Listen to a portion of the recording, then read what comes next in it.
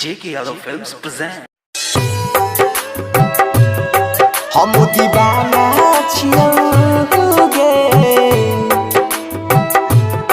हम दीवाना छियो हमारा जे सकै जो हम मारा जान गे।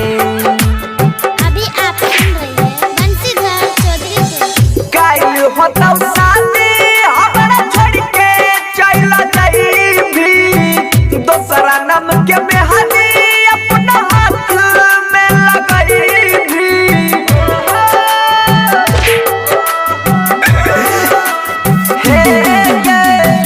कायल होता शादी हमरा छोड़ के चला जाई भी, दोसरा नाम के मेहंदी अपना हाथ में लगाई भी। जिया के भरोसा हम नहीं करबौ जान गे। हम दीवाना छियोगे, हम दीवाना छियो हमारा जे सतई भी, जहरिया खाई के मरबौ जान गे, जान गे। हम दीवाना छियो हमारा जे सतई भी, जहर खाई के मरबौ जान गे। डीजे विकास, डीजे विकास, मटियार कला सीतामढ़ी, मटियार कला सीतामढ़ी। J.K. Yadav Films. हाँ किस्मत में हमारा लिखल रही न जान गे, झूठे हमर सपना झूठे सजल यार मान गे। हाँ किस्मत में हमारा लिखल रही न जान गे, झूठे हमर सपना झूठे सजल यार मान गे। कोड़ी के गजदारी बन गेले बेईमान गे, कहरी हो जान मानरी हो भगवान गे। खून के आंसू आँखी में रगड़बौ जान गे।